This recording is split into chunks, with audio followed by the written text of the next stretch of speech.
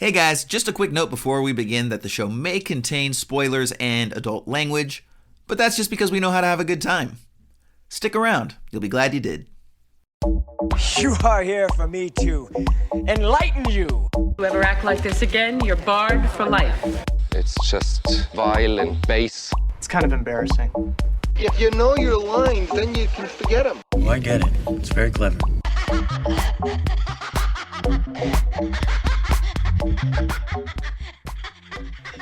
Hello, peoples, and welcome to Esoterica Cinema, the podcast where we take films from the cinematic multiverse and discuss the hell out of them.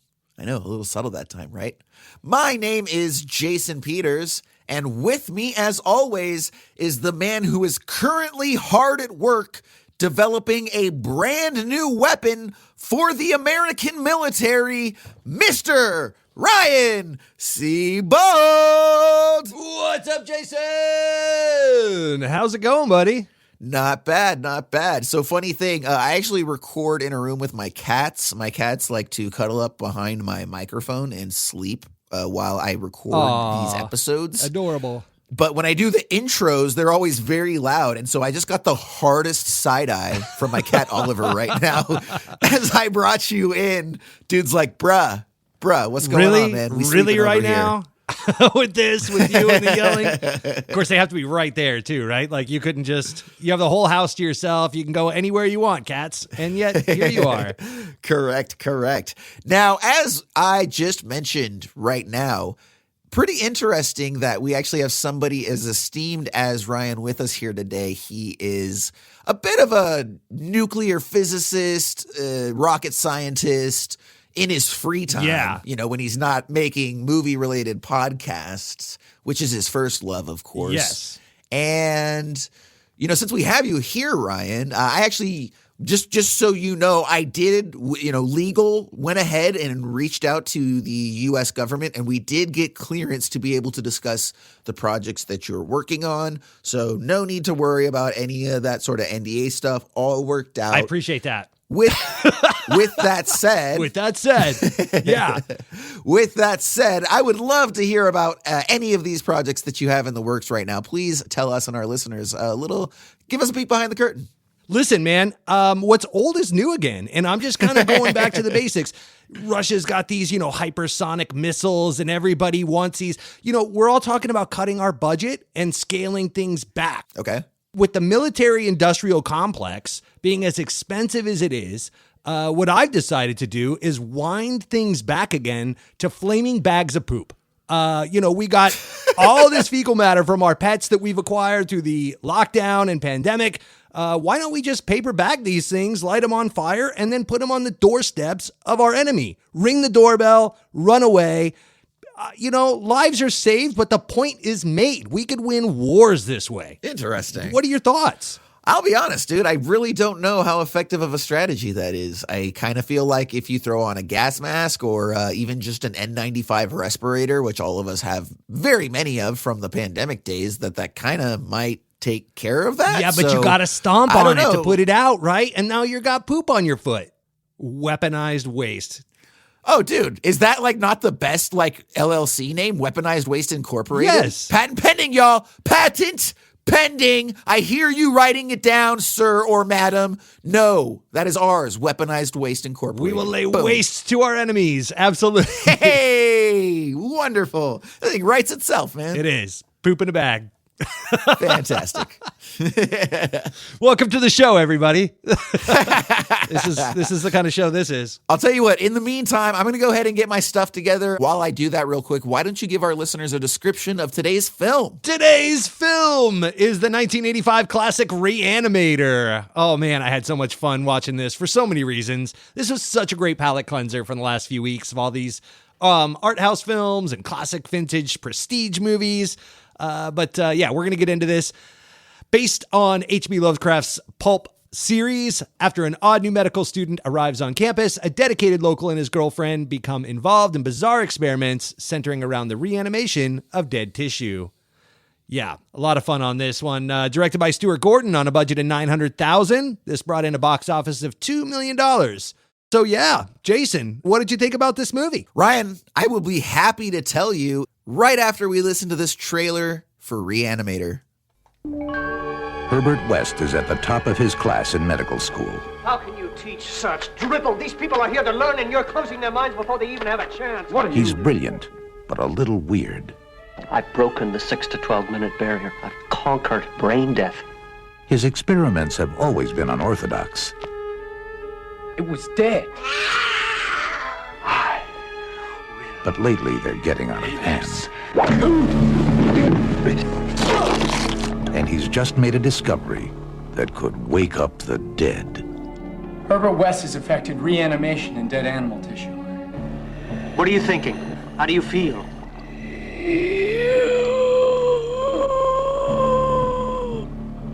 You?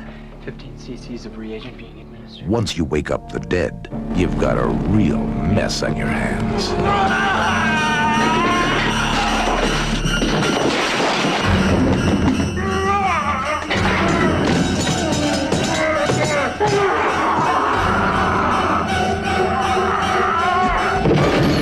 Herbert, you're insane! Now what happened? I had to kill him! He's dead?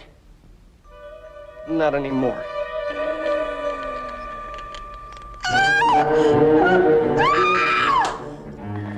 Herbert West brought a lot of dead people back to life, and not one of them showed any appreciation.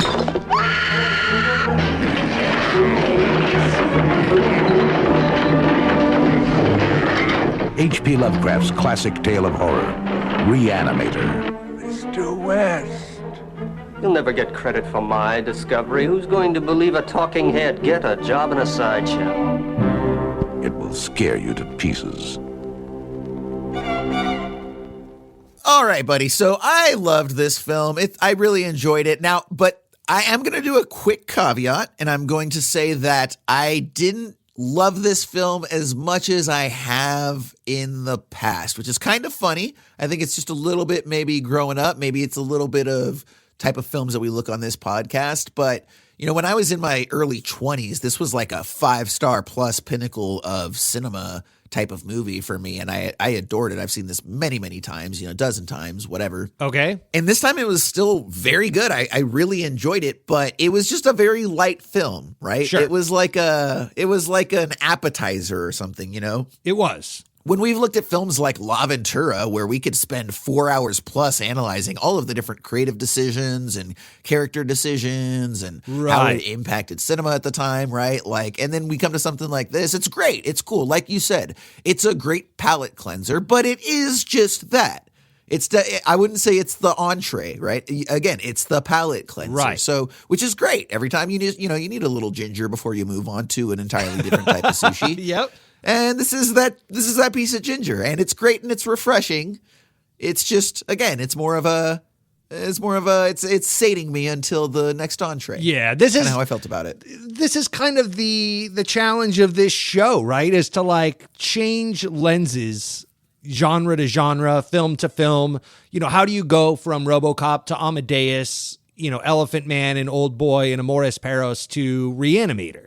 And look at it. Yeah, or Monster Squad. Or Monster Squad, right. And look at it in a similar way, or dissect it and take it seriously. And I'll tell you, this made me kind of do some soul searching, because it was not long ago that you gave me a big old pile of crap for not appreciating Dagon as much as you did. And honestly, I do looking back at it now that we're, wrapping up season 3 here. We've been doing this a hot minute.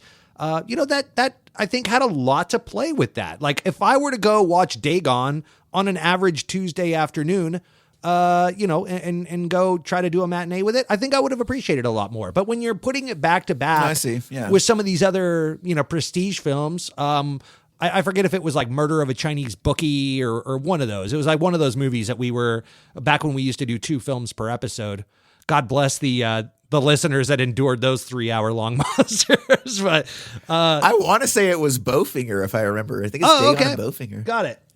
Well, regardless. Which is one of the rare A+ 5-star films from old Jason and Ryan that we agreed on. God, at least until recently, movie. Just because we've been looking at bangers. But anyway, sorry, continue. My point remains that this is just, it is a palate cleanser, but there's a whole subgenre of films. Like there are entire podcasts dedicated to movies like this, dissecting them, appreciating them. And really all of good that. ones, man. Correct. We've had some of those people on our show. They're friends. Totally have. They're great. Yeah. Shout out to the Bloody Bits friends. Yeah. Absolutely. But yeah, man, this was just a tough one to go from these A+. Because, dude, I mean, what am I on? Like movie number 3 now or 4 A+ in a row? Dude, you had 3 A+ in a row, and then a solid A that preceded that. Yeah, Bananas. That's a tear, dude. Yeah. We've been on a tear, and so Indeed. to go to a film like this, it's an adjustment. It's like walking out from your house into the bright sun. It's like,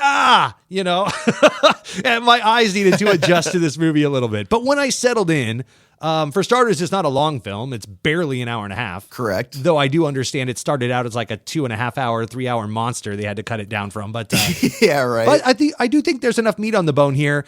This is one of the higher end of the lower tier horror movies, if you want to call it that.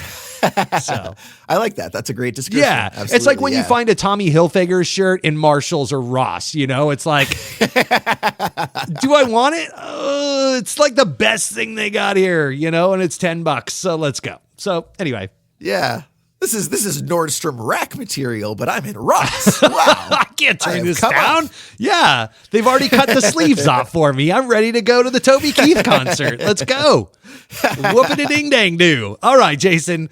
I think we need to dive into this. We got some things to talk about. I can't wait to hear your opinion scene by scene. Absolutely, man. I'm just going to tell you every week, man. Let's go ahead and dive on in, and you can start at the beginning. Wow, I've never considered starting at the beginning. That's an excellent place to start. Yeah. All right, I'll try that this time. So, when we start our film at the very beginning, we open on a wide shot, arguable. I wouldn't really call it a Dutch angle. It's more of just a low angle. And it's the University Zurich Institute for Medicine with a Z. I don't know why I say that with a French accent, because it is clearly supposed to be German. However, this is what I have gone with. So, Institute for Medicine. And it's actually a hospital in Pacoima. Shout out to Pacoima, which is just 3 miles away from my house. Oh, shit. And is most famous for being the place that Danny Trejo grew up in. So, yeah, if you're wondering what kind of place Pacoima is, it's the type of place where a Danny Trejo would come up from. And this was actually a hospital that was damaged in the Northridge earthquake. A very famous earthquake out here that took down a lot of infrastructure and buildings. If you don't know about it, look it up. Happened in the early 90s. And we see that we're approaching sunrise or sunset, perhaps, and a doctor arrives in the ward. Now, the nurse is acting nervously, pacing around. We hear a patient screaming. This patient is locked in a room. We hear these crashing sounds, and they can't open it. It's locked, the door, so they end up breaking it down. This is our introduction to Dr. Herbert West. Arguably protagonist. I would argue that he's not the protagonist of this film, but he's at least the most famous character from the film. Now, he's hunched over a convulsing doctor. He's got a glowing syringe in his hand. Love that glowing effect. And the body of the convulsing doctor on the floor shoots upright. We very quickly see that it's kind of zombified, if you will. And in a great bit of prosthetic makeup, the eyes bulge, they start to gush blood, and then he sort of falls to the ground. The authorities apprehend Dr. West, say that he killed this man. Dr. West insists, "No, I did not. I gave him life." And we cut to credits. That is the intro to our film Re-Animator. Now, this is a great opening. It does establish itself as a horror film.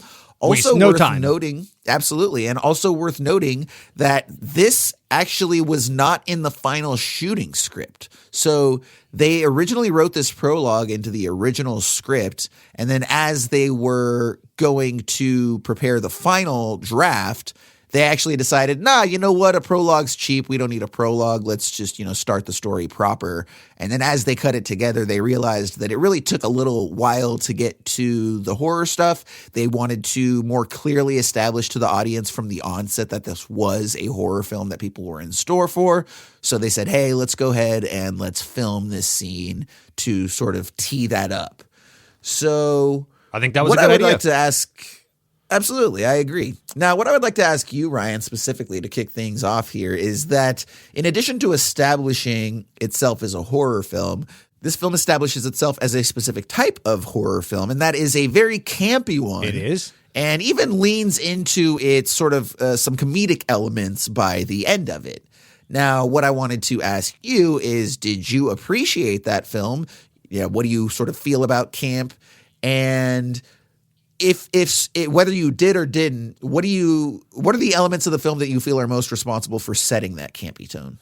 Well, for starters, a lot of my notes are going to get discussed right up front here then, because I have a lot to say, about this topic. I think it's actually kind of the seminal piece of what stood out about this movie to me. And that is that, a couple things. For starters, it's all practical effects. There are 0 post-production effects done in this film, to my knowledge. Not a one. So no opticals, as they called them at the time. Right. So I think that, lends a certain authenticity to the kind of film that you're about to watch, especially in this day and age when we're used to, a lot of these things being trumped up in post. So, the fact that, you're doing a low budget horror for under $1 million and you're doing all on-set practical effects, is a couple things about that. For starters, something that gets kind of lost in the discussion, I think, is that for each one of these films, whether it's a Roger Corman film or a Stuart Gordon film or any of the Nightmare on Elm Streets or any of that stuff, like, this is all made by hand, per film, per need. Everything is done custom. So, that's interesting to me that, if you want to make eyes bulge out, you have to find out a way to do that. We talked about this for Videodrome, when we watched Videodrome, and the how they were able to get the TV to expand when the face was coming out and all of that, when James Woods was watching the television, and they ended up using like a dental dam material that was it was Rick Baker, I think, that came up with that. And like they used a dental dam for contraceptive, like a contraceptive for oral sex, to make that effect. And so all that to say, like, the creativity that goes into this isn't just like, oh yeah, I've got this roll of this and I'm going to get this tube of that.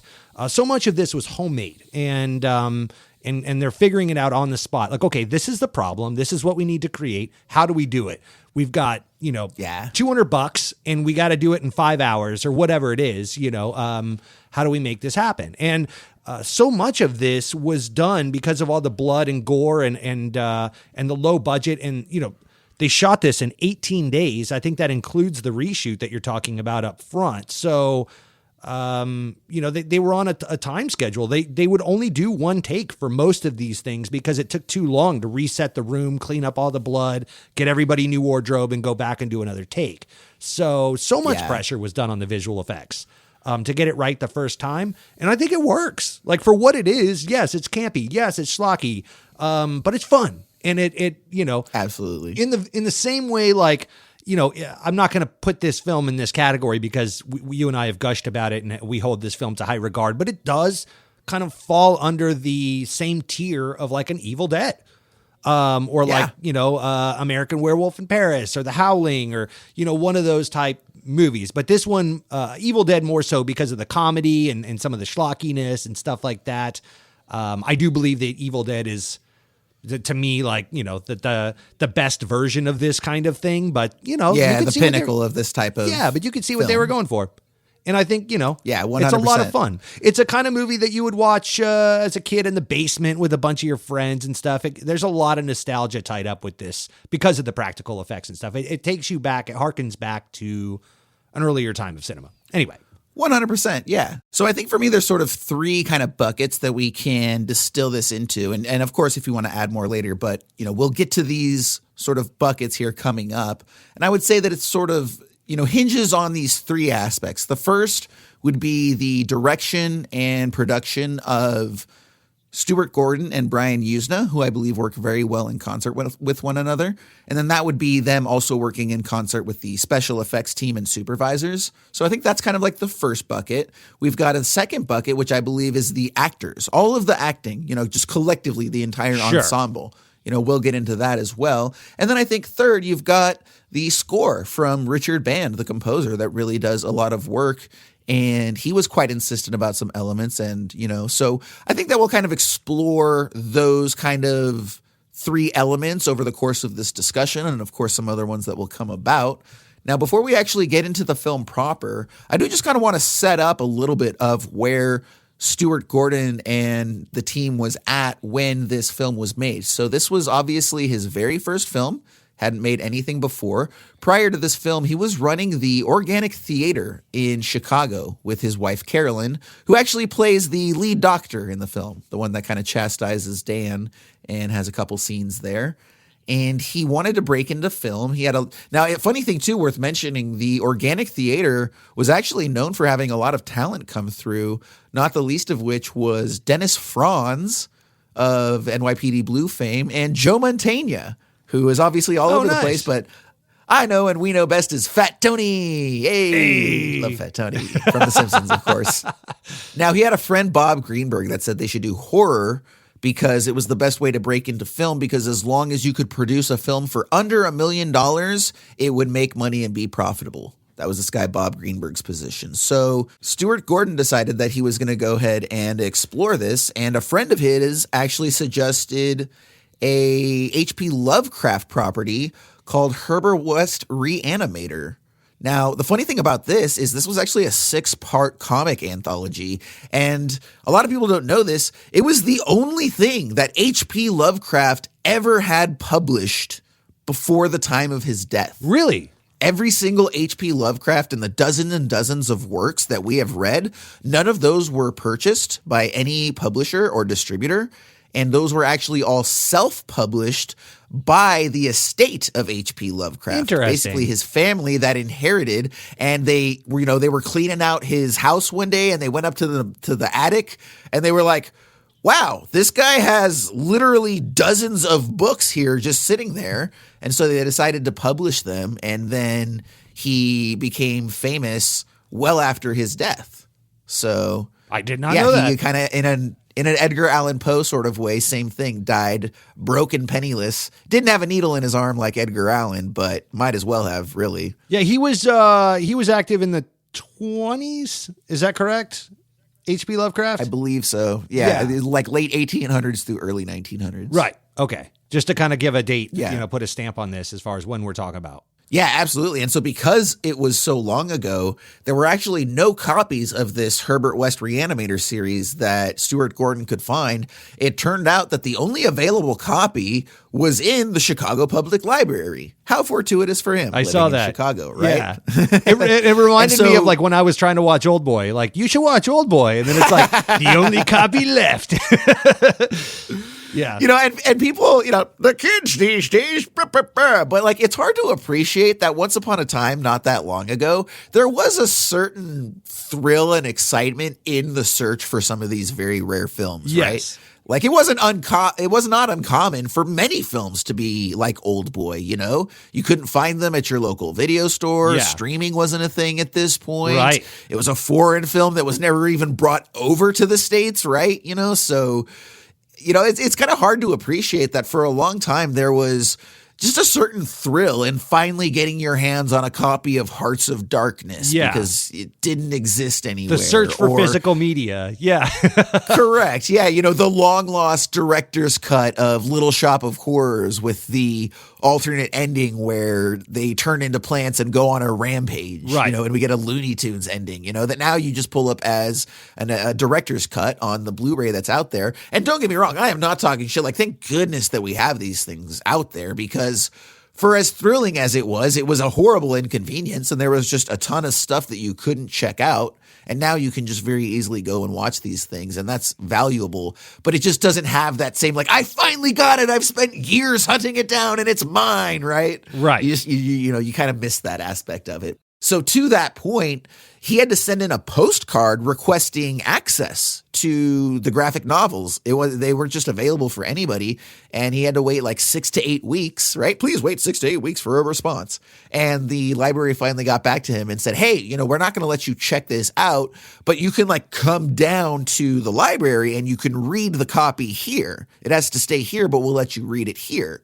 And so he did, and he said it was a very like ceremonial thing, right? Like it was like, coming up from the ground in like the glass shell, and they lift and the smoke disappears, and then like it's sitting there, but he said that the graphic novel was so old and it was in such bad shape, it was so brittle that as he was turning pages, it was falling apart in his hands and decomposing. And so he asked them if he could actually make Xerox copies of all of them and then take those home and read those. And so that's how he was able to keep the constitution of the comic books in check enough that he could read the source material. And then that's what he worked with. So he had to reanimate the book itself and give it a second life. I love it. Yeah, absolutely. Now, the funny thing from there is he goes on to meet Brian Usna, who was in North Carolina at the time. And Usna really wanted to make a film. And Gordon had a screenplay that he had written before called Lucky. And it was a horror movie about a dog who tries to kill a baby out of jealousy because the parents used to spend all their time on the dog and now they're attached to the baby. But as we all know, the two things that you don't write into your screenplay, especially if you're indie or first time, are animals and babies because they are impossible to direct. No kids, no pets, no water. That's Go figure that nobody would finance his film Lucky about the dog trying to kill the baby. So he, Usna said no, but he then asked him if he had anything else. Gordon was like, well, I'm thinking about making this television series, this 6-part television series about Herbert West Re-Animator. You got this old, property from Lovecraft, and Usna was into it. So they worked to make 6 30-minute episodes with this writer, Bill Norris. So Bill Norris was actually the original writer of Re-Animator, but when they couldn't sell the television project, this guy apparently got super discouraged. He was part of the Organic Theater, and so he pretty much just bowed out. So Gordon had to go find another screenwriter. That's the current one, Dennis Paoli, who gets the credit. And he basically took Bill Norris's source material, which had taken this late 1800s environment and updated it to the modern world. So then Dennis took that idea and then started running with that and adapting it to the old graphic novel. So that's how we get some very old source material updated while still going back to the original source material. And they turned it into ultimately 1-hour television shows because apparently no one at the time was interested in financing 30-minute shows. But it turned out that they just didn't want to do this program at all. It was a little much. They even tried selling it to like PBS, and they were like, dude, well, PBS, you think we're going to make a graphic horror film? Like, it's not what we do, silly man. And so Usna was all discouraged because he was trying to break into the industry for the first time. And he was like, you know what? Let's just make it a movie. So he convinced Dennis Paoli to adapt it to a film alongside Gordon and turn it into a film they did. And the funny thing is that on paper, apparently, it reads as a much more straightforward horror film. Mm-hmm. It wasn't supposed to be campy. It was supposed to be more of like an old 1950s kind of prestige horror film, to be completely honest. And apparently Stuart and Brian kind of fought with people over this because everybody would watch it and be like, dude, this is such a great campy film. And they're like, what do you mean campy? And they're like, well, yeah, it's kind of silly and over the top. And they're like, no, it's a serious horror film.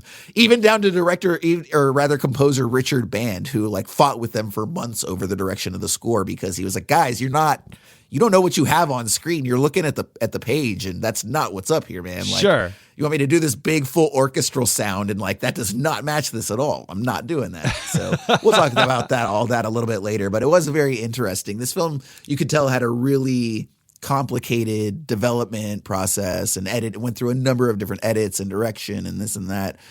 Pretty amazing that they still got that much footage in 18 days, to be completely honest. Yeah.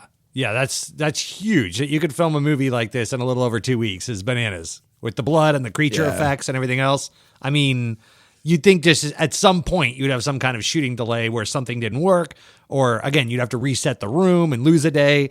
But yeah, that's huge. Absolutely. So when we get back to the film, we are introduced to who I would argue is our protagonist. That's the young doctor in training, Dan Kane, played by a gentleman, Bruce Abbott. I would agree. Yeah, I think he's sort of supposed to reflect the audience's journey, right? And Stuart Gordon actually embraces that. We see that through a number of the sort of over-the-shoulder shots that he'll do with this Dan character. And again, that's supposed to be sort of like us following Dan as the audience. And he's sort of the only normal male character where everyone else around him is some version of insane. Sure. And then, of course, we have the female as the voice of reason as well. Yeah, he seems to be going to like Mad Scientist Academy or something, because like everybody here is all into some weird ass shit. Yeah. Absolutely, yeah. Now, he's chastised by our lead doctor, again, Stuart Gordon's wife, and he takes the body to the morgue where we meet our head doctor, Dr. Hill, played by David Gale in a very gravitas-filled performance. Sure. And he's talking to our school president, Dr. Halsey, played by a gentleman named Robert Sampson, and he introduces Dr. West to Dr. Hill. And Dr. West is very arrogant when he aggressively questions Dr. Hill's theory that the brain can only exist 12 minutes after death, and that's when what they call brain death occurs. This is going to be sort of a theme throughout the film. Now, after that, we're introduced to Megan. This is Dr. Halsey's beautiful daughter, played by Barbara Crampton, great actress, and she's both dating and banging Dan. Good for him. When Dr. West appears to rent the spare room in their bedroom. Now, shortly after this, we get a scene where Dr. Hill performs brain surgery for his students.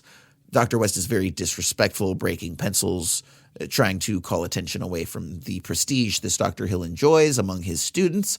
And I also want to point out that this scene in its original iteration was much longer. And Ryan, this is the type of scene that would sort of make like you and I cringe because, you know, for the same reasons that we don't really like the torture porn and Eli Roth Hostel kind of stuff. Okay. Which is that they had this as an entire 5-minute sequence, like full on 5 minutes.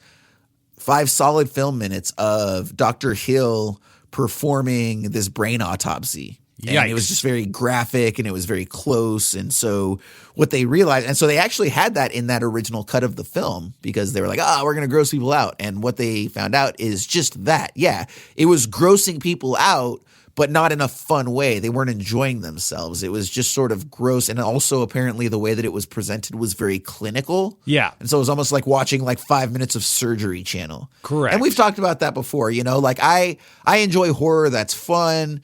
You know, that's why I can get behind a demon's head being cut off with a ridiculous geyser of blood that's highly stylized.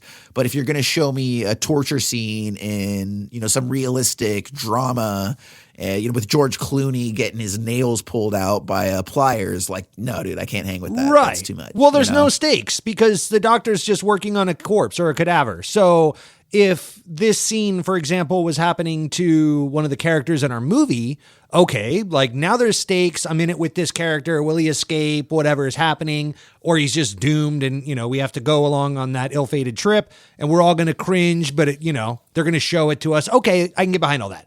But just to show a surgery to a dead cadaver that has no impact on the story, there's no stakes. It's right up front in the movie, so we're not like invested in anything that's going on yet because they haven't told us anything other than that opening monologue or prologue.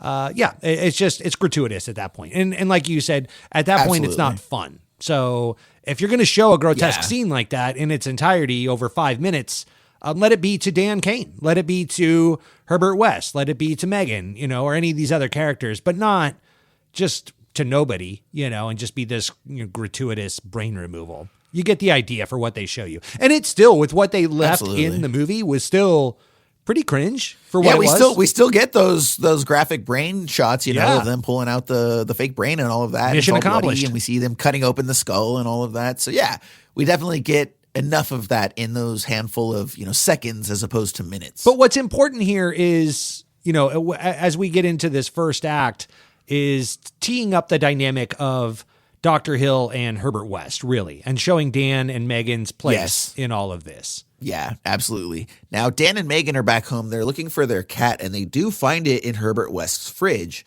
He appears, Dr. West that is, and he gives a lame excuse about the cat being dead, and he was just trying to preserve it for them or something. And a little bit later, we do hear the cat yowling in the middle of the night. Dan gets up. He goes into Dr. West's room to find that he's being attacked by the cat. The cat is like rabid and crazy all over the place. He ends up chucking it at the wall, kills it. And Dr. West informs that he has, I know it's so funny the way that he just chucks that thing at the wall and it leaves the splatter. Yeah. It's, and this is going back to, this is when the cat's on his back, right? And like attacking him and all of that.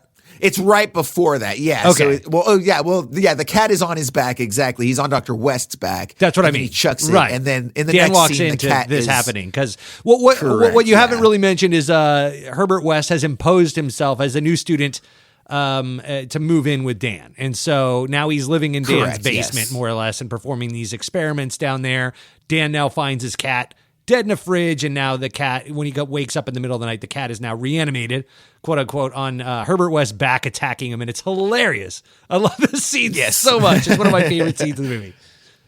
This is one of those low budget scenes where, you know, they didn't have money for the effects or anything. So it's like, hey, we just need you guys to act, right? You know, here's a stuffed cat, you know, pretend you're being attacked by it. Oh, sir. And then, you know, take it and chuck. I'm here to tell you, does he. It's my understanding that was not a stuffed cat. That was a real dead cat in that fridge. So much so that when you pull up featurettes on YouTube, they censor it out. For trigger warnings. So that was a real dead cat that they brought in, and not the one that they reanimate that on the table and stuff. Yeah, that they that's shoot obviously correct. prosthetics. That's all puppetry and all of that. But the one in the fridge and the one attacking him and all of that, that was a real dead cat that they brought in. They didn't know any other way to do it, and they're like, "Fuck it." So total Roger Corman style DIY shit going on in this movie.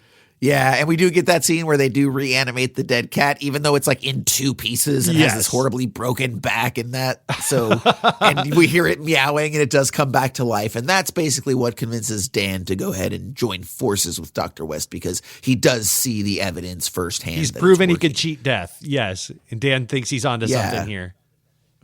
Now, since we're going ahead and talking about this, you know, wonderful physical acting from Jeffrey Combs, let's go ahead and mention that second point, that sort of second bucket of success, or at least what makes this film what it is, which is the acting from the entire ensemble. So, you know, what do you think, Ryan, I would say, of just, you know, the ensemble performances, either collectively as a whole, or were there people that specifically stood out to you as better than some of the others? So, how did you respond to the acting? A couple things. Robert Sampson as Dean Halsey, the dean of the school, medical facility or whatever, gave me big Dean Wormer vibes from Animal House. I thought that it was a direct lift. I just wanted to throw that out there. I know it's random. Yeah, no, but I could definitely see that. Yeah, absolutely. That was, I was like, he's just doing like, okay, this is what deans of schools are like, so I'm going to play this that way. David Gale crushes it. I think he steals the show. Sure. I know Jeffrey Combs gets a lot of credit, well deserved. His voice inflection, his monotone delivery, the way he can keep a straight face in a lot of these scenarios. I mean, it's just so much over the top shit is going on, but he stays in character the entire time and remains consistent. But David Gale for me was it. I think he makes this movie. He gets the most, I think, to work with as well. He's got the coolest part, as we will get to shortly. This is a very short film, so we'll get there soon. Barbara Crampton is a national treasure. I don't know how much you dove into her library or whatever. I know you've seen what was Stewie G's follow up to this film that she was in, From Beyond. Thank you. Yeah, I have not seen that. But in doing some digging about her, I found out she was in that as well. And so she's regarded as a bit of a scream queen for these low budget films. She was even in Adam Wingard's You're Next. She's still working to this day. She's directed, she's produced, she's all over the place. And I got to watch a tremendous interview with her on the Joe Blow YouTube channel, and she's just amazing, dude. She's so professional. Yeah, she's great. For, being schlocky and in all these, scream queen, low budget horror films her entire career, you would expect there to be a little more man, I don't even want to put it this way, but just I didn't expect her air of professionalism, like how much thought and intuition she puts into all these roles, how seriously she takes it, how appreciative she is for all the opportunities she's been given. And if all that wasn't enough, to this very day, present day, she's still a super mega babe. So gotta appreciate Barbara Crampton, dude. Yeah. Absolutely. Can't speak highly enough about her and put it David Gale's perfectly. performances. I think they really stole the show for me. Yeah, definitely. No, you put it perfectly. One of the interesting things to note is that Barbara Crampton, for all of her greatness, was not the first choice for this film. They actually had another actress that was all signed up, and it turned out that 3 weeks before they were set to start shooting, the actress gave the script to her mother. Oh, wow. And so it turned out that very shortly thereafter, once mom got to act 3, she was like, nope, you're not doing this. That's a hard no. Yeah. And so she had to bow out. Couldn't imagine why. Yeah. So they scrambled. They ended up getting a hold of Barbara. She said yes, was brought in. And that was much to everybody's benefit, including ours. As you said, she is fantastic in this film, brings a lot of heart, brings a solid performance. And yes, it's just a lovely woman for sure. And I'm sure you saw this, but David Gale actually got a divorce because of Act 3. We'll get to that shortly too. Yeah, absolutely. Yeah, and he was actually being teed up to be something of the next Vincent Price at the time. He was doing a lot of the low budget Hammer horror films. Big Vincent Price vibes. Yeah, big Vincent Price vibes from him on this movie. Yeah, and I honestly didn't manage to look up the circumstances surrounding his death, but unfortunately it does appear that about 5 years after this film wrapped, he did pass away, and so he never really got that opportunity to become that guy. Now, one of the other interesting things to note is one of the zombies you'll probably recognize is a little more jacked than the rest of them. I believe he's one of the first zombies to pop up, and that's a gentleman by the name of Peter Kent, who is best known as Arnold Schwarzenegger's stunt double. Oh, wow. Yeah, that's how he made his cheese for a long time. And as a result of this, it led to Arnold Schwarzenegger coming to the screening. No shit. Of the film. Yeah, so one of the first screenings he showed up to, and it turned out that Arnold, kind of likes schlocky films like this, go figure, right? And yeah, so he loved this film. He always, and because of that, he had a very high opinion of Stuart Gordon, to the point that when he was in talks to make a film called Fortress, he recommended Stuart Gordon. Now, it would turn out that, when all is said and done, Arnold Schwarzenegger would drop out of that film, but Stuart Gordon got to hang around. So Arnold Schwarzenegger is the entire reason that Stuart Gordon got the Fortress gig, because his stunt double was in Re-Animator 10 years prior, and he really enjoyed the film. Interesting. The film would later go on to be cast by Christopher Lambert and our boy Kurtwood Smith, the great Kurtwood Smith from RoboCop and That 70s Show. Hell yeah. Now, when we get back to the film, we've got Dan. He's telling Professor Halsey about West conquering brain death. And Halsey then responds by expelling West and suspending Dan's student loan. Because, again, that's exactly how the dean in all of these films goes. You said something I don't like. I'm taking away your loan. Get the hell out of my school, right? And so the two of them are like, well, screw this guy. We're going to go ahead and break into his morgue and just use these facilities for as long as we can until they kick us out. And that's when they decide to test this serum on a body. I do believe, again, that's the Peter Kent character is the first one that they tested on. It doesn't really work until it does, where the body shoots up. It's alive, but it's all crazy and rabid. It attacks Dan and Dr. West, and then it breaks the door down and it kills President Halsey, at which point we set up the awesome scene where Dr. Herbert West gets the reveal of the bone saw and slowly manages to get behind the zombie and then just push that bone saw right through his chest. So good. And so good. We can obviously tell that it's a fake body that's there when they do sort of cut back to the actual coming through the torso. What may not be as apparent is that behind that body, you have two technicians who are pushing hamburger and fake blood through the hole. That's the stuff that's coming out of it. Sweet practical effects I was talking about. Yeah, loved it. Yes. And so because of this negative response from the body, the two of them conclude that they need a fresher body, though it's probably Dr. West's insistence. And so, hey, got a fresh body right here in this Halsey character. Let's go ahead and use the serum on him. Didn't work on the last guy, but I'm sure it's going to work on this guy. Takes 17 seconds to reanimate.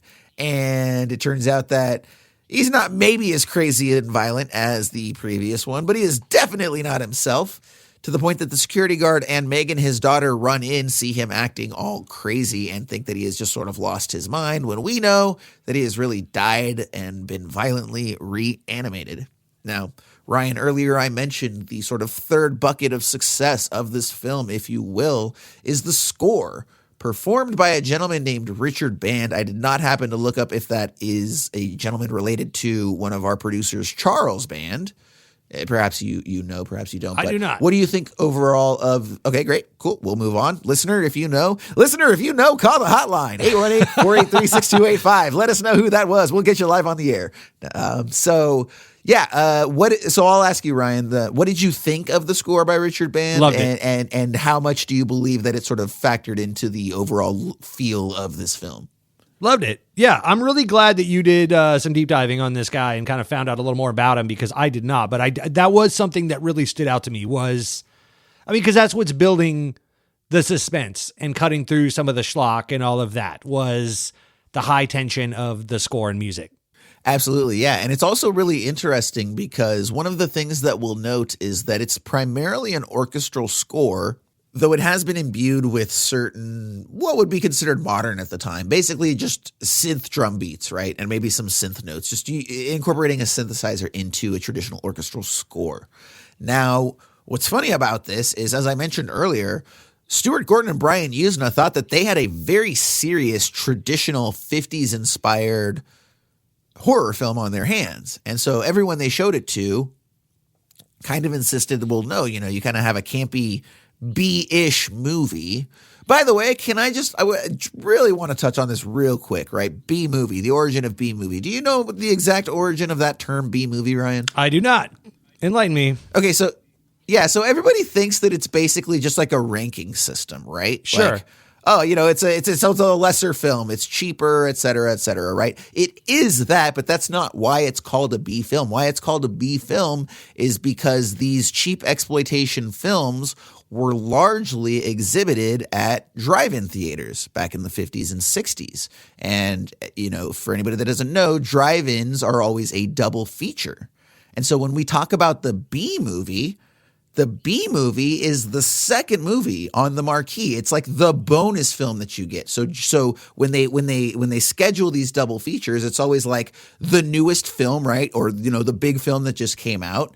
And then we're going to go with something that's cheaper to license as that bonus second film or B film. So that's where the term B movie came from. It was the second film traditionally featured in drive-in exhibitions. Interesting. Yeah, so this was not quite a B film in that it was intended to be a major release, but it definitely did borrow from a lot of the aesthetics and tropes of B movie films, namely that of blood and boobs, right? And then some. Those are two of my favorite things. Now, it was a contentious development, as I said, with the score, because Richard Band would not back down. He was like, guys, you do not have a prestige horror film. No offense. And he even said, he's like, he believes that they were looking at the source material and looking at what they had on a page and not really paying attention to the dailies in the film that was born out of that. They went in trying to make one film, but that doesn't necessarily mean that they came out making that film, right? That happens sometimes. And so instead of sort of embracing the more sort of cheesy, campy B-movie elements of the film, Gordon and Usna kept trying to find ways to elevate it. And so they approached him about doing a very full orchestral score. And he was like, guys, you've got like 2 or 3 people on screen at all times. You've got a giant hospital with 4 people in it. To do a full orchestration would work against what you have on screen. It would juxtapose that. And you've told me that you don't want that. We want something that's going to underscore and bring out the elements of the film. He's like, I want to do something a little bit campier, maybe even throw in some, to the point of throwing in comedic beats. He's like, and also I want to do this thing, which I'm sure it jumped out to you. He's like, I really want to set this up as a horror film. So what I'd like to do is heavily borrow elements from Bernard Herrmann's score for Psycho. Did you happen to think about that as you heard that initial score, Ryan? didn't think about it when I was watching the movie, but I did see it come up in a interview with Stuart Gordon that I watched on the YouTubes and doing research for this. Yeah, so the funny thing about Band is, again, so he keeps trying to convince them. He's working on it. They don't really like his direction, but he's not backing down. He's insistent that it's a campy film. And so one of the interesting things, by the way, the physical DVD, the Blu-ray, it's not even the expensive one from Arrow. It's like the traditional one from Anchor Bay. I think you can get it for $10, $12. And it has some really, really great special features. One of them is a featurette with the composer, who actually goes on to talk about what his inspirations were for score. And Ryan, this is something I've mentioned to you before where, I speak film all day long. The only thing that I don't really speak about a film with regards to the level that I would like to be able to is music, because when we talk about the score, we're really speaking in musical terms, and I just don't understand music well enough to be able to speak to it the way that I do film. Right. So anytime that I have somebody who understands music and can speak to it to me the way that I can talk to them about film and story and all of these aspects, I find that fascinating. And so I was really interested by what this guy had to say, because first of all, he took it way more seriously than I ever thought he would, right?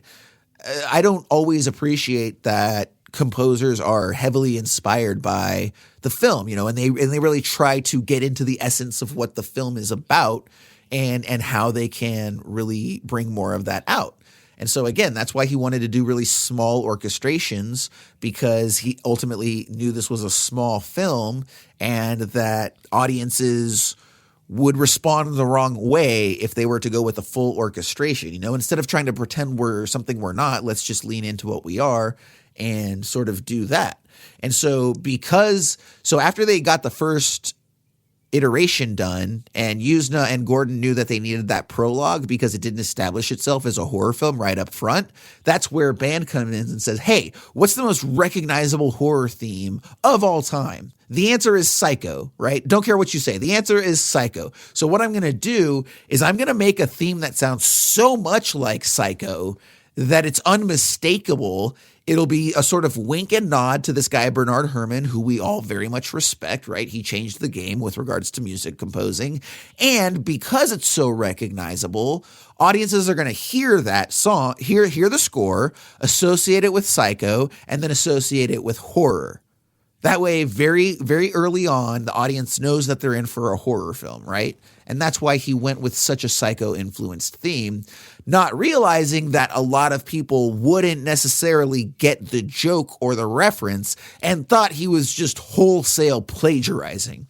And so a lot of people came after him, including the Bernard Herrmann Society. Oh, shit. Which is exactly what it sounds like, right? It's like the ultimate fan club for this guy. And this would be, he's like the equivalent of like a Sondheim or like basically one of these like unassailable geniuses that advanced the medium forward, right? Like that's the breadth that this guy is spoken about in. So to openly steal from him would be openly stealing from Mozart or Spielberg or anybody who's considered to be the utmost at the top of their game, right? So he got like just hammered, and he was kind of confused because he was like, I assumed this was so obvious that everyone would know that it was a reference, but well, here we are, right? Shame on me for figuring that. But yeah, so it definitely goes a long way. And like I said, he made sure to use small string orchestrations to really underscore the small sense of scale in the film, knowing that the large swelling score that Yuzna and Gordon were insisting on would feel out of place. Love all that. And I think it ultimately worked for the film. Yeah, I do too. The score really stood out for me. I just didn't get the behind the scenes stuff, so that's really informative. I'll also add really quickly, I did look it up, and he is in fact the brother of Charles Band. And they're both the sons of director-producer Albert Band, and he's the uncle of musician Alex Band, who's the lead singer of the rock group The Calling. So big Band family. Nice. Yeah, and one thing I will say about Albert Band too, since it was brought up, is so David Gale, the Dr. Hill character, had an entire subplot that was removed, and that subplot was basically that he was working on developing hypnosis, right? The ability to just look at people and convince them to do his bidding, right? So when they had that first super long cut and it didn't work as well, it was actually Albert Band, the father that you just spoke of, who approached Stuart Gordon and said, hey, one of the things about this film is there's too much weird shit going on, right? Hard to It's not that follow. weird stuff is happening. It's that there's so many different plot lines and it's all trying to like out weird the next. And so it's just too much. He's like, you should recut the film and the only weird thing should be the serum. Get rid of the hypnosis, get rid of the this, just focus in on the serum, and then everybody else should be grounded in reality, right? Yeah. Let's create the reality of this world so it doesn't feel like some weird fever dream that exists in a hyper reality.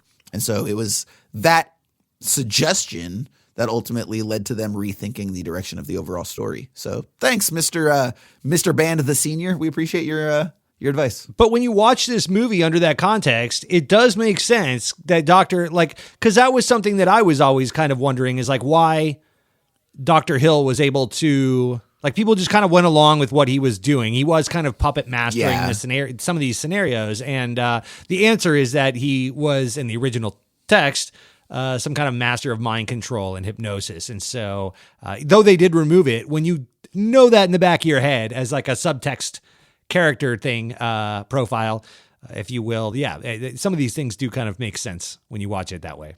Absolutely. And you see a lot of remnants and echoes throughout this film of aspects that they were trying to go for before. Sure. And ultimately they just found out that they didn't work, and they were willing to, even though they were resistant to a lot of cuts, at the end of the day, they did have enough people saying, hey, you've got a good film here, but you really got to distill it down to these bare elements. And so from the sounds of it, there were dozens of different cuts that ended up being exhibited to different people until they finally settled into the one that we have today. Now, when we get back to the film, we have Dr. Hill. He confronts West, and he threatens him. He wants to steal his serum and formula and take credit for his discovery. He realizes that this is, in fact, true and real, and as he is looking through a microscope, seeing the evidence firsthand, Dr. West grabs a shovel, gets behind him, and smashes his head in with that shovel, after which point he uses it to decapitate Dr. Hill, and ends up putting the head on a spike and uses the serum on the severed head, which, can we just also, give a moment of acknowledgement to Dr. West for continually doubling and tripling and quadrupling down on the effectiveness of this serum that just constantly proves to do nothing but destroy everything it comes into contact with. Yeah, right. It's like, he's like, oh man, that serum fucked us. Oh, I know what'll help us out. More serum. More serum. Right? Get the serum. The serum will get us out of this sticky situation. Right. If you had told me that Stuart Gordon and Brian Usna had designed this entire script to be a metaphor for drug addiction and like cocaine addiction, oh man, my life is shit because I'm addicted to blow. You know what would help this out? More blow. Yeah, let's go. I got to clear my head up so I can figure out how to get over this cocaine addiction. Oh man, a couple bumps would help me clear my head up right now. Yeah. Yeah, exactly. And that's exactly how I feel about West with this serum. It's just like, no matter how deep a hole he digs with this serum, he's always like, more serum is the answer. So much so, by the way, that we've got, I think, 2 or 3 sequels to this film where they carry on this road as well. Yeah. Yeah, which producer Brian Usna, I know, at least directed the second one, if not the third. Okay. Yeah. His first film is a film called Society, which we actually have on our list. And God's willing we get that someday, because that is the most insane third act.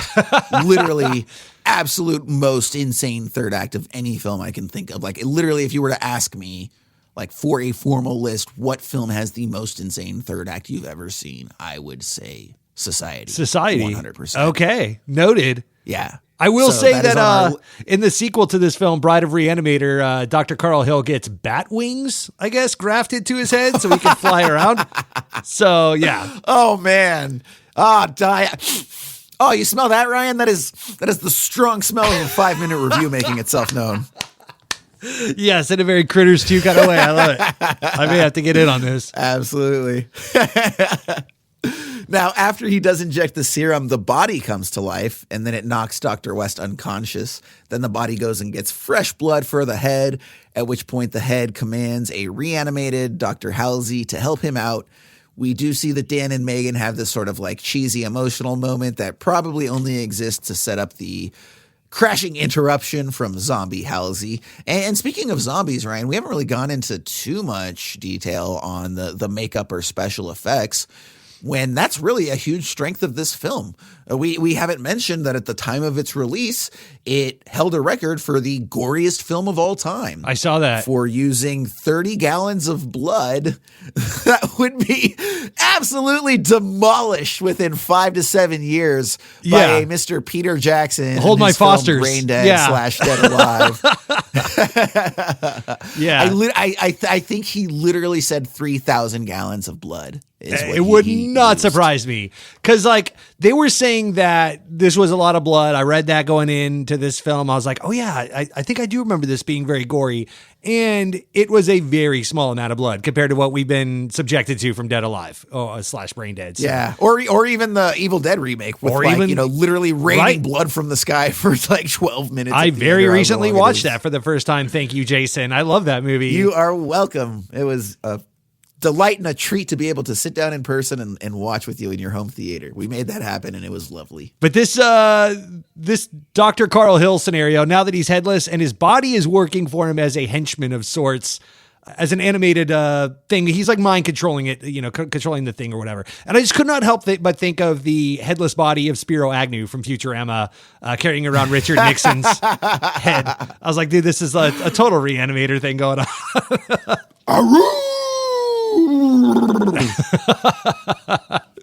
I love that Richard show Nixon so much. for you all there. Fantastic. Yeah, I can't wait till it comes back on Hulu here this year. It's gonna be a lot of fun. Now, something, Jason, I wanted to bring up very quickly. I think, as we're kind of winding this discussion down, I wanted to interject very quickly and kind of remind our audience, and perhaps you as well. You mentioned it very briefly as you were skimming over some of the things about what made this film successful in the top of the show, but I do think it bears hammering down what made this film and many, many of this genre, namely the low-budget horror of its day, so successful. And that's the VHS boom of the mid-'80s. VHS was named the medium of choice back in the late 70s, early 80s over Betamax. It was a huge thing. JVC had VHS. Sony had Betamax. They were hashing it out over in Japan.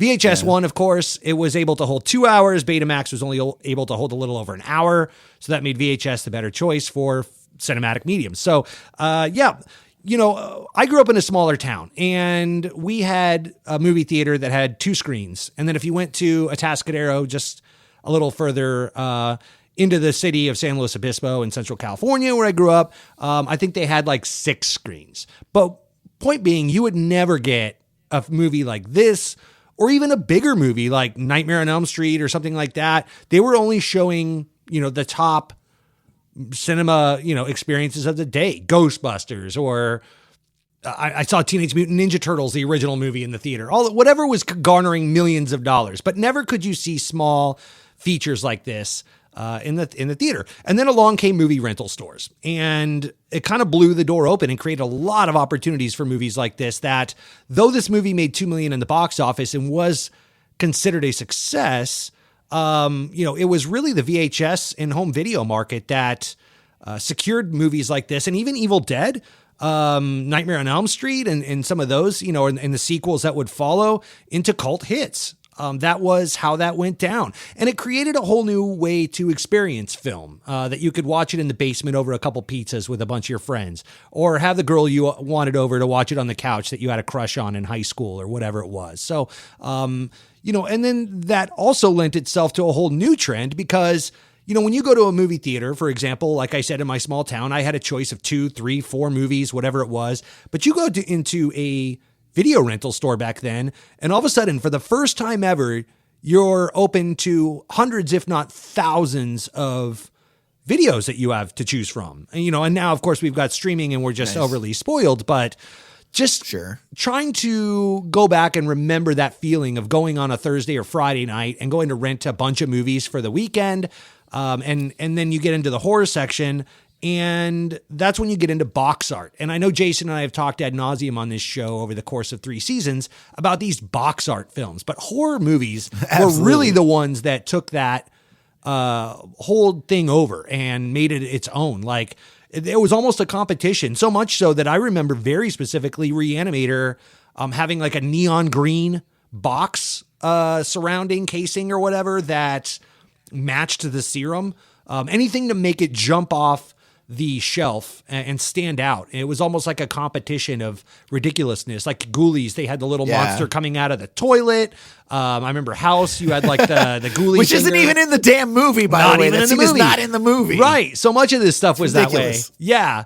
And then they were saying, sometimes it was like a whisper in a room full of screaming speaks the loudest. And so like the Amityville horror was really subdued, like that box art. I read all these articles. I went down this crazy wormhole the other day about this VHS boom because this movie kind of made me nostalgic for a lot of that. And it made me realize because for years, movies like this have existed. Like you were talking about the William Castle movies or Roger Corman films. But if you didn't live in LA, New York, Chicago, or, some of these larger markets, if you were in, middle America somewhere, you didn't get exposed to all of that. There wasn't a lot of ways to watch some of that unless you saw a creature feature on television, USA Up All Night, stuff like that. But the video store and the VHS boom in the mid 80s, late 80s really blew this whole thing wide open and gave opportunities to people like Stuart Gordon and created entire careers. Like I said, even Wes Craven, going down that I wouldn't, have ever been able to see Serpent in the Rainbow or Nightmare on Elm Street 4 or any of that stuff. So then I started wondering, okay, so, you've got this whole thing of these schlocky, crazy, low budget horror films. And what makes, a Nightmare on Elm Street or an Evil Dead stand out above a Re-Animator? What is it about is it the cinematography or is it just the fact that those things have... The closest thing I can, and this is a question, I'm going to throw it back to you, but sure, yeah. The only thing I could come up with is that some of these films had more of a definable antagonist, i.e., because like the David Gale, Dr. Carl Hill character only really becomes the monster at the end of this film. And we wrap up the third act with him. But, whereas they never really gave us like a Freddy Krueger or something iconic that we could wrap our hand around. But do you think the acting is less? I mean, if you go back and watch some of these original horror films like Nightmare on Elm Street and stuff like that, they're pretty schlocky too. What are your thoughts on that? Yeah, so a couple things. I think that with regards to this film, I would say that the acting is probably better than most of your mainstream horror film selections, Night of the Living Dead, Friday the 13th, Hellraisers, etc. Re-Animator you're talking about. Correct, yeah. Okay. Because those films almost always have the same sort of quality, which is that they have a very strong actor as the main baddie, right? Which is, Freddy Krueger, sure, Hellraiser, even Jason to a degree, right? I forget the people who play these characters, but the protagonists of the film are never those people. Those are the antagonists, and our protagonists are always one to several teenagers, and they're always shitty actors, right? With the exception of Nightmare on Elm Street 3 that happened to get Patricia Arquette and Lawrence Fishburne when they were super young, right? But yeah, Johnny Depp in the first one, yeah. Yeah, exactly. So but for the most part, they're pretty forgettable characters. All of these characters are wonderful, and all of the actors are wonderful, and they're memorable. And Jeffrey Combs is great, and Barbara Crampton's great, and David Gale is great. So I don't think it's the acting. I think it's really just it's a couple things. It's the overall direction. Let's remember that by the time a major Hollywood studio brings you in to direct one of their films, you've got some experience under your belt. Even if you're like a new guy, you've probably been doing music videos or commercials, so you kind of know what you're doing. Whereas, this is a gentleman who has literally been directing theater for his entire life. He's never directed a film. He didn't go to film school. Who even knows how many films he watches?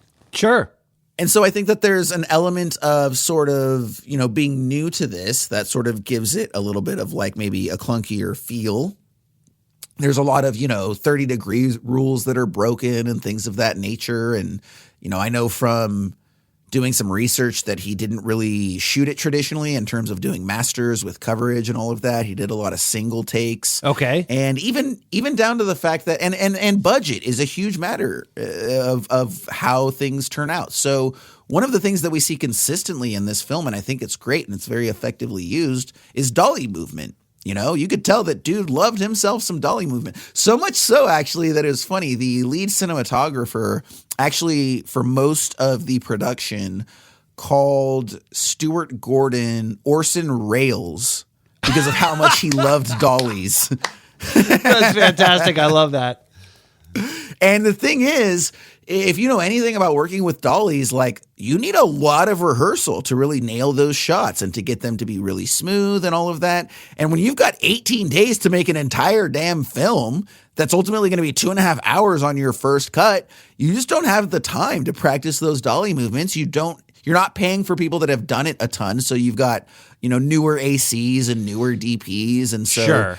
You're not getting that smooth, Paul Thomas Anderson slow push in, Stanley Kubrick, David Fincher, any of these people with, that are known for having really, really slow, methodical, but brilliantly scripted dolly push-ins.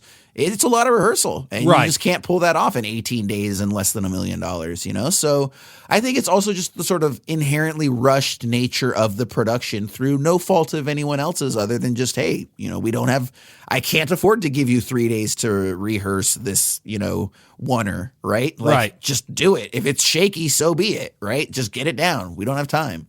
Yeah. So I think that's a large part of it as well. Yeah. I mean, some of this stuff too, I guess if you kick the can down the road, you get to see, so like Sam Raimi made Evil Dead. Okay. So what makes Evil Dead better than, a Re-Animator, for example? Well, Sam Raimi goes on to go do these, huge Hollywood blockbusters and work with the Coens and, all this other cool stuff. But then Stuart Gordon kicked the can down the road, gives us, Dagon and, some of that stuff. So maybe that's just, the directors like Wes Craven, for example, or, because he made Nightmare on Elm Street for $1 million in 1984, a couple of years prior to this, or a year prior to this. So it all kind of happened around the same budget, around the same time. I will say Wes Craven did make a movie or two before this. I think he did Hills Have Eyes and was it Last House on the Left? Yeah. So this was kind of Stuart Gordon's student film, if you will. Like this was his first outing. But he obviously went on to go do the Scream franchise and kind of up the stakes a little bit on larger films as well. So, maybe they're just more crafted directors. I don't know. I was curious. I just thought I would bring it to your attention talking about the horror box art VHS boom of the 80s. There were a lot of directors that came out of that went on to do bigger things that are all, very known household names like Wes Craven and Sam Raimi that benefited from that phenomenon. But Stuart Gordon kind of just like stayed in that realm, kind of just Roger Corman'd it up and knew his lane. I wasn't sure if you had any insight on that. And now, a quick word from our sponsor. You were dead, buried and gone and lost to time. Your family mourned. Your friends toasted a beer in your honor.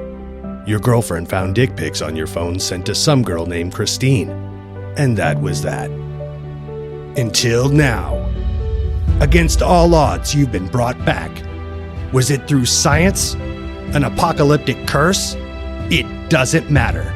You're a zombie. A goddamn zombie. And today, you'll push yourself to the limit for one goal. To eat the living shit out of anyone in your way. Your friends are slow, but not you. Not today. You've trained to be quick, like one of those 28 days later Danny Boyle zombies. Your bones are fragile. Your skin is hanging off. You're wearing one shoe. You no longer have a dick for any more pics. But being a zombie isn't for the weak. It's for the hungry. And with hunger comes thirst. And when that thirst hits, after a long day of eating out-of-shape customers at the local Walmart, we'll be there to quench it. Introducing Re-Animator. No vitamins, no electrolytes, no added sugar. Just a gigantic dose of trailer park meth diluted in water to help you stay quicker than your competition to ensure the propagation of your species. One sip will turn your into biting, performance, gurgling noises. Re-Animator. Be the best zombie you can zombie. And now, back to the show. Yeah, and then we've also got, as far as supervising the visual effects, we've got this guy, Tony Dublin, and he's working with actually the producer, Bob Greenberg, as a technician.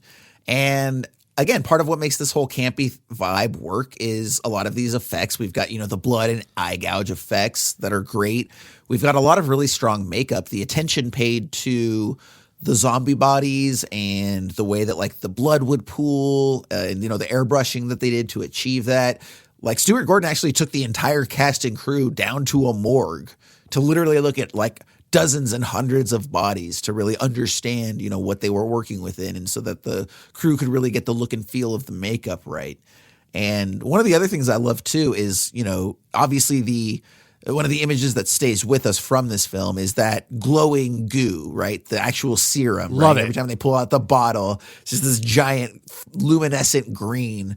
And the funny thing is that, that sort of thing could be achieved by a substance that they called luminol that is actually non-toxic, but they didn't know any better at the time. And so Stuart Gordon was talking about how the only way that they really knew about this sort of like luminescent material was from these flares that would be sold in hardware stores. And they were apparently like very toxic. It was like, do not get this stuff, anywhere. And, but they're filmmakers. What the fuck do they care? So they bought a bunch of these things and they would, it was basically like sort of like a glow stick, right? Like you break it and then, you introduce it to this B formula or to the air, and then that activates the luminescence. But the downside is that this stuff that they were using would only work for about 40 to 45 minutes at a time. So they were constantly having to like buy more of these flares and break them open and like replace the fluid and whatnot. And the funny thing is, again, despite the fact that it was like supposedly toxic and they were supposed to keep it off their skin, like you just see it splashing all over the place everywhere. They really did not pay much attention to that. Yikes. Did give us one of the coolest last frames in cinema before the credits, though. We'll get to that. I love that finishing shot. Definitely, that was a good one. And the other sort of concession that they had to make is that in the original screenplay, that final third act has like dozens of zombies coming to life, and they were all about it until Brian Usna started crunching the numbers and was like, "Oh, we have a problem here." And because the thing is, they really wanted to make sure that each zombie was really well done. They didn't want a bunch of disposable zombies. They wanted a bunch of uniquely fully done up zombies. And obviously once they started crunching the numbers in time, that didn't make sense. So Usna was like, you can have 6. You get 6 zombies for the final sequence. So designed with more in mind, but at least they all do look very strong, the ones that are there. And when we get back to the film, this is obviously one of the more infamous scenes that it's known for. It's our third act where we see Megan. She has been kidnapped.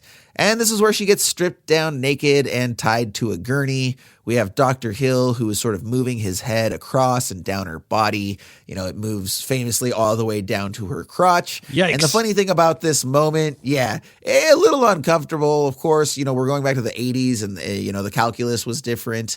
I'm not a huge fan of the scene personally. It feels pretty porny and exploitative. And even if you were going to do this, make this creative decision, there's just a certain way that the camera kind of lingers and like how focused on her breast and her exposed vagina and all this stuff that was just like a little bit off-putting. But I understand that's also sort of the point, because the one thing that they point out is that, this is their version, the schlocky B-movie blood and boobs version of the traditional mustache twirling villain who has kidnapped the girl and tied her to the train tracks and is going to take advantage of her body before she's finally perishes. And so, sure, and then seemingly in the same way that the dashing hero, shows up at the last minute to save her, before it actually happens, before that head actually does go down, Herbert West shows up and, says his cool one-liner or, dismisses the guy with a certain bravado, right? So I do understand that, while also recognizing that personally it made me uncomfortable. It was supposed to, though. It's cool. Yeah. I was cool with it. It was supposed to. Yeah. And I'll tell you what, Barbara Crampton was cool with it. So let's start there. Like, she was totally down to clown. And she said she'd do it again in a heartbeat in an interview if she ever had the chance to. So if she was okay with it and didn't feel exploited as an actress or pushed into it, looking back on it with 30 years or 40 years to digest it, okay, great. And it's horror. It's, tits and blood, man. Like, these are exploitation movies of their day. And They're called exploitation movies because they exploit, right?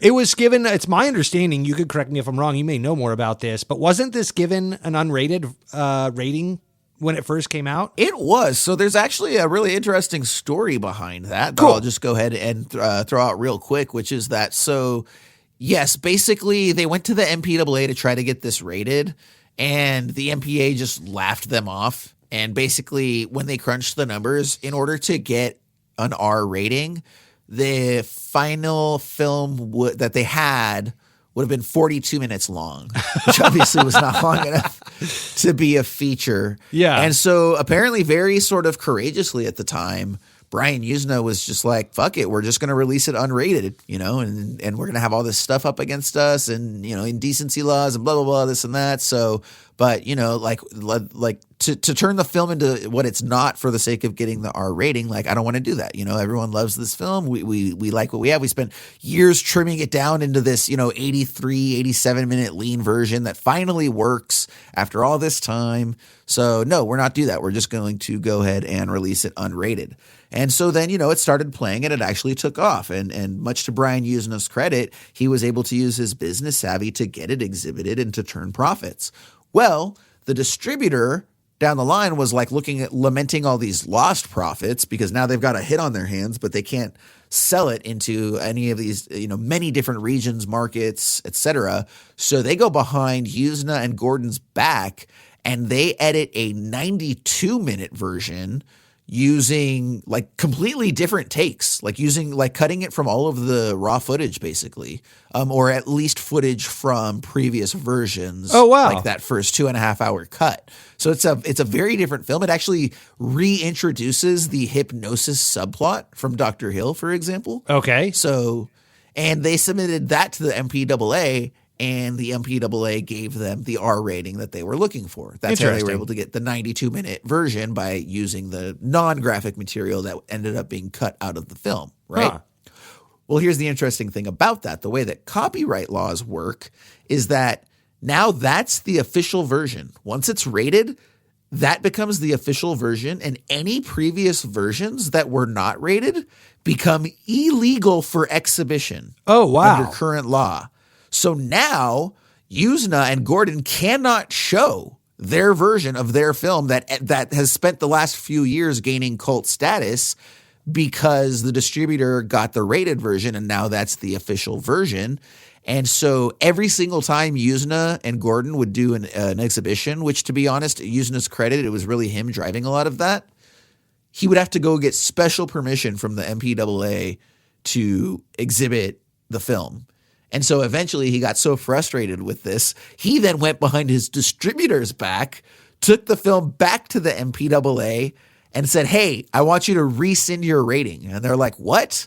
We've literally never done that in our life. He's like, yeah, no, I know, but I need you to rescind the R rating. And they're like, okay, literally. So first and last time that the MPAA has ever rescinded an R rating from a film. Because he wanted his movie back. Yeah, and so from that point forward, he no longer had to go get permission and play by their rules and could just do whatever he wanted with it. So he financed it. It's his film. So which version did I watch, I wonder?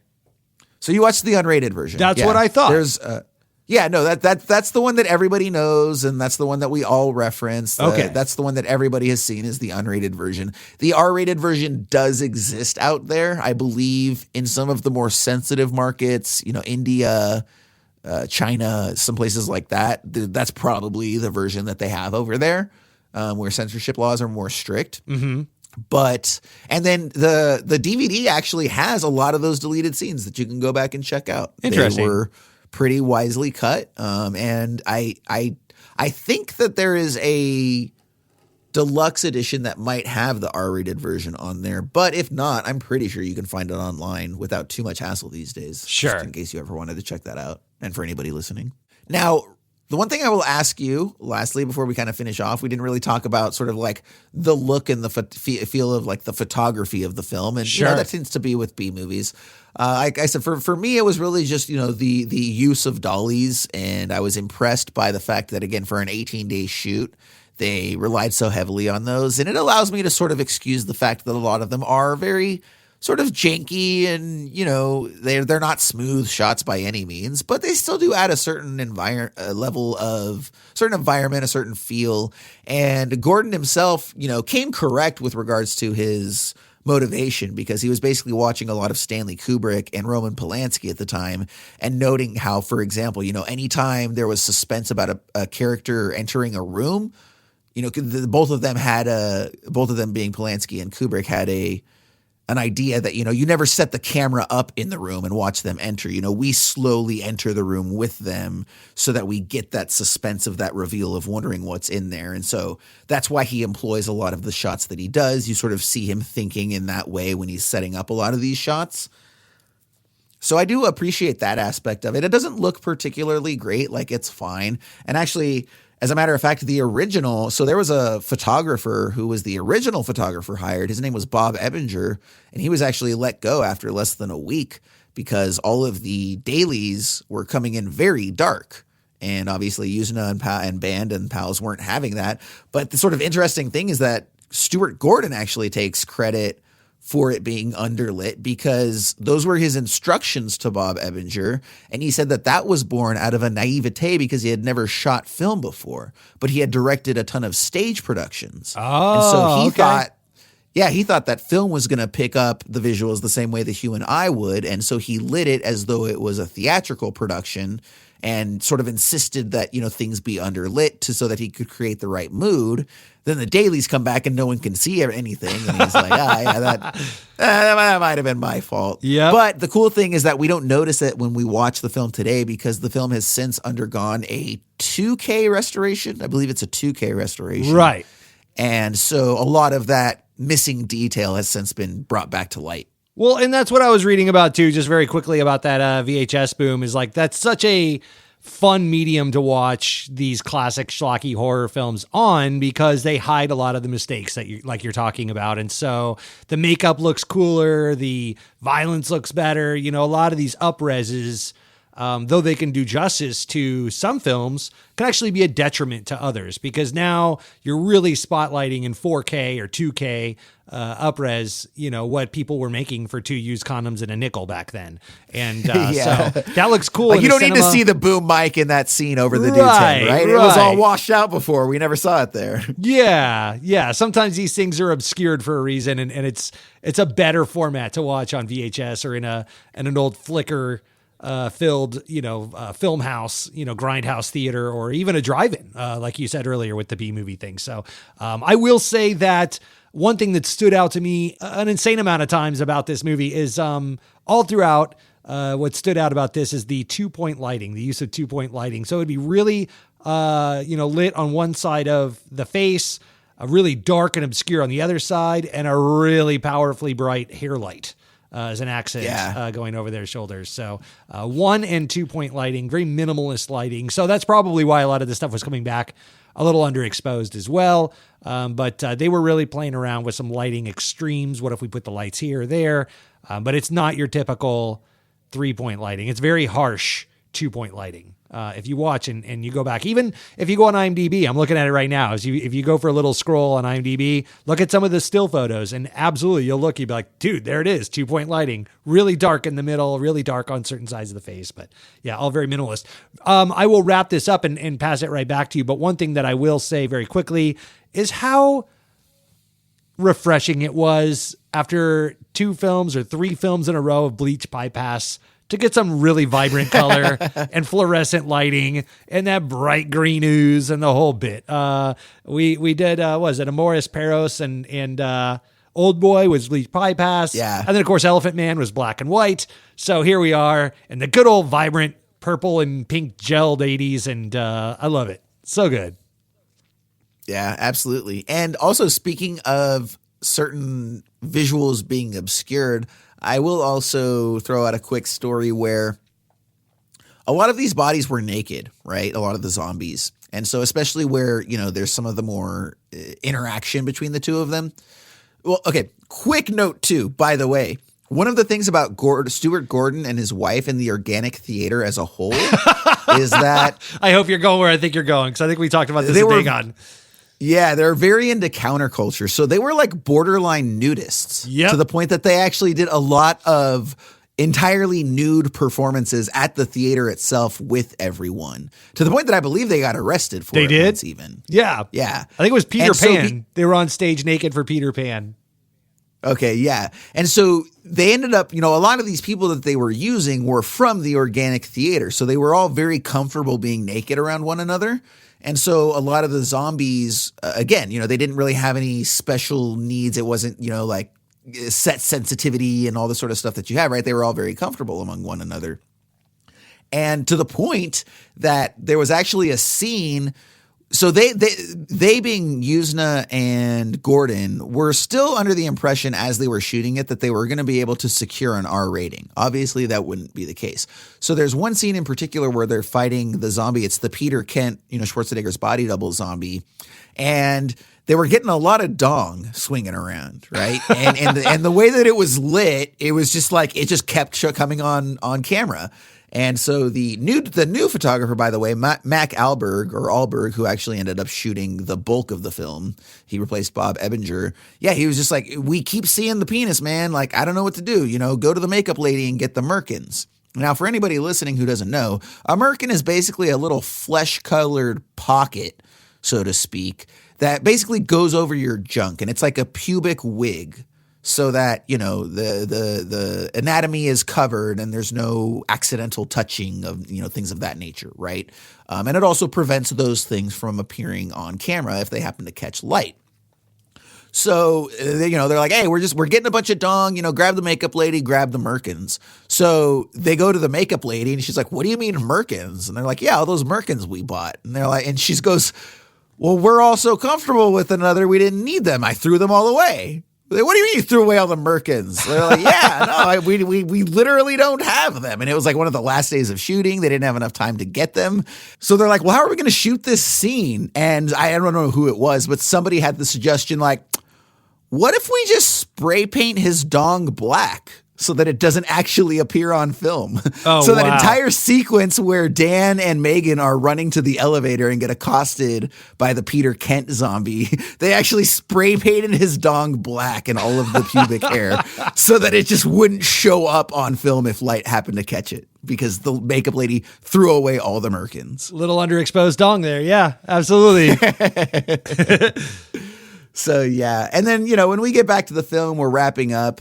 Again, all this attack is going on. We see that Dean Halsey finally sort of remembers his old life and his daughter. So he ends up turning, attacking the zombies. He's able to gouge Dr. Hill's eyes out. And then he squeezes his head and this body is just sort of exploding and decomposing very suddenly for reasons I can't really explain by way of physics. His intestine shoots out of his body. I guess we'll just chalk that up to the serum as well. Ends up wrapping around Herbert West.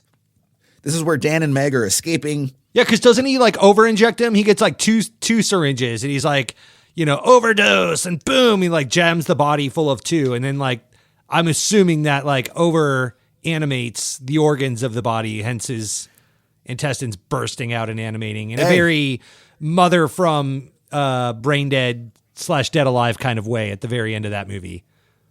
Yeah, no, that works for me. I dig that logic, and we're going to go ahead and move forward with sure, that one. that's fine. And like I said, we see Dan and Meg, they're trying to escape, but they're attacked. And then Megan actually gets killed. And so Dan brings her to the hospital to try to resuscitate her, but it's not happening. She is dead. And that is when our composer brings back the subtle theme music, letting us know what is going on in Dan's head. And so it's no surprise that very shortly thereafter, he turns back, opens up the bag, grabs the serum, looks very lovingly onto Meg, says, I love you, and then goes to inject it as we end on a freeze frame like every good 80s horror film should.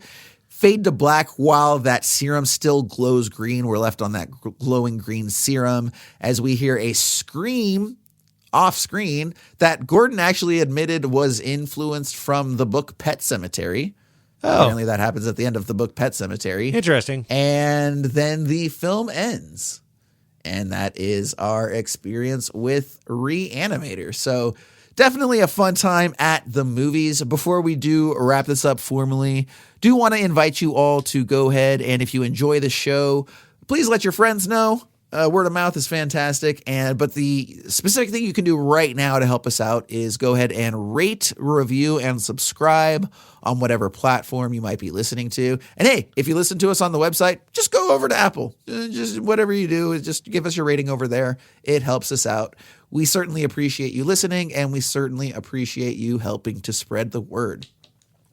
With that out of the way, Ryan, let's go ahead and let's wrap things up formally as we do. Firstly, with 3 adjectives, I will let you start. They're probably very similar to yours. We'll just get these out of the way because they speak for themselves. Fun, because it is. It's a fun movie. I had a lot of fun watching this. Schlocky, because it also is that. You could be both of those things. And time capsule, because it did take me back. This is nostalgia berries. Not just this movie in particular, but all the ones like it, and going to the video store and the box art films, which is what led me to look that shit up and the VHS boom and go down that wormhole. It was just all so much fun to go back to those days. I wish, as much as I love the convenience of streaming, and I'm so glad that I'm growing old in the days of the most amount of convenience, there was something to be said for it being an event to get a movie like this and going home and watching it with your friends over pizzas and stuff. So yeah, time capsule, fun, schlocky time capsule. How about you, buddy? Absolutely. I have bloody, breezy fun, which I actually feel like is all set for a box art quote. Yeah, I love it. A lot of, yeah, people don't realize that was the original CoverGirl slogan. I was going to say. It didn't really test well. So then they changed it to easy, breezy, beautiful. But breezy stayed in there. Was it bloody, breezy fun? Bloody, breezy fun, yeah. Tampax slogan. Let's do this. Bloody breezy fun for Re-Animator. That amounts to a star rating. Again, for anyone listening that might be new to the show, I give star ratings. Ryan gives grade ratings. We'll explain it to you another time down the road. My star rating for this film is 4.25 out of 5 stars. It's awesome. A great film. It was fun, but it is light. Again, it's not, it doesn't have a ton of meat on the bone the way that, so many of these Criterion films and prestige dramas do. But you know what? Sometimes when you've had a bunch of those back to back, there is absolutely nothing wrong. Like we said at the top of this episode, I think it's the perfect description. It's a palate cleanser. Yep. It's a smooth drink that goes down quick and gets to work fast. And, it's a great, we're all the better for being able to have that experience. 4.25 stars out of 5 for your old boy, Jason. Ryan, what you got? Hey man, for as much as you're saying this is light and, quick and easy, we squeezed out a longer episode out of Re-Animator than we did out of the almost 3-hour-long Sundance winner, Amores Perros. So, yeah, here we are. On that note, too, by the way, worth noting, somehow this film does end up winning the Critics' Choice Award at the Cannes Film Festival in 84 or whatever, which I did not know that. I did not see that at all. Absurd, but good on them. I did not even think to look up about what awards this might have won. That wasn't even on my radar. Yeah, I was like, I wonder what this did in the. I'm giving this one. What's your grade rating? I'm giving this one a B+, Jason. I really enjoyed this movie for all the reasons. I think we're in the same wheelhouse. You might have actually given this a little higher than me, but we're in the same wheelhouse. B+. It's a B movie. Awesome. And we mean that in the best of ways. B for best. It's the best movie. That's what we mean by B. It's not even an hour and a half, guys. You can go watch this right now. It's fantastic. Do it. It's a lot of fun.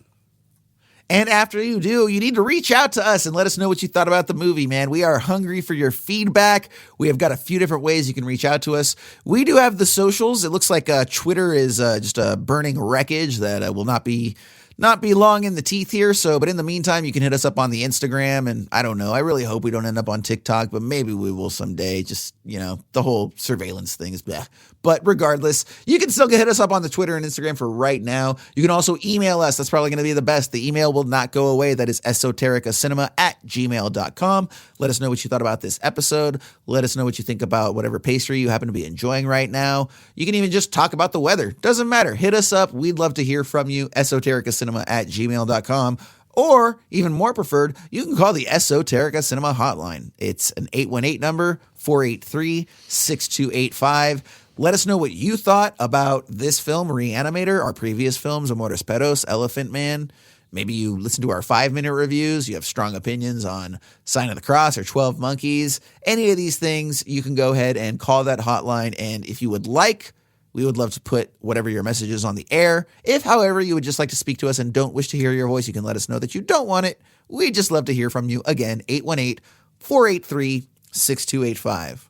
Now, there is, of course, another place that you can go to check us out, and that would be the website. Maybe you're there right now listening to us through our web player. That would be esotericacinema.com. We have the last 4 episodes available to listen to immediately on the front page, and then we have a link to our web player that houses every single episode we have ever released, which is like 150 if you count all of our bonuses and sketches and 5-minute reviews and lengthy reviews. You know, if you don't know that we have all of those other features going on, please go check out the website or the streaming platform. Tons and tons of content out there. Now, in addition to the web players and all that good stuff, there is a little link that you can use to email us directly through there. But more importantly, that is where we have our master list. The master list. The master list of all 200 films that we go to.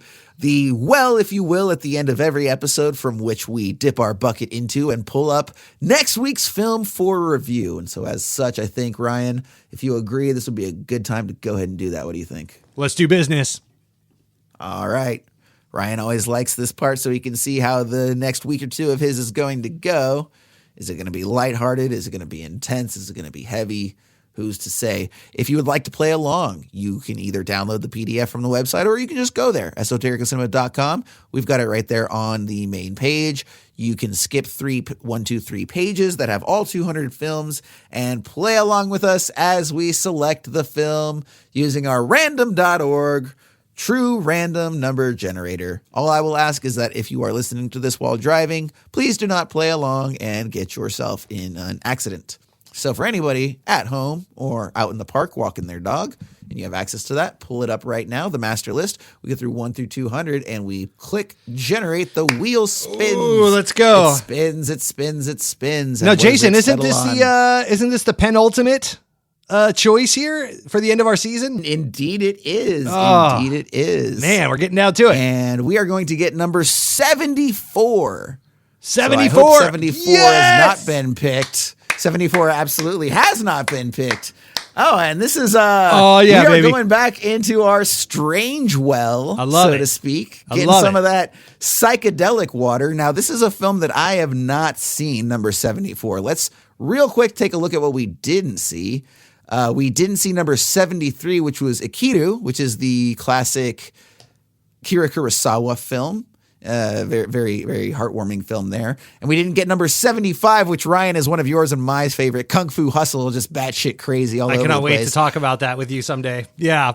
Yeah, no, instead, we got actually what appears to be the only J film on our entire list. So I guess when we go to the well to select season 4's films, we might have to get another J one in there because we are looking at Adrian Lynn's Jacob's Ladder, starring I'm so excited. Tim Robbins. I've never seen this before. I've heard it referenced a million times. I know it's kind of the, David Lynch and Cronenberg style, sort of weird body horror, maybe, stuff jumping around.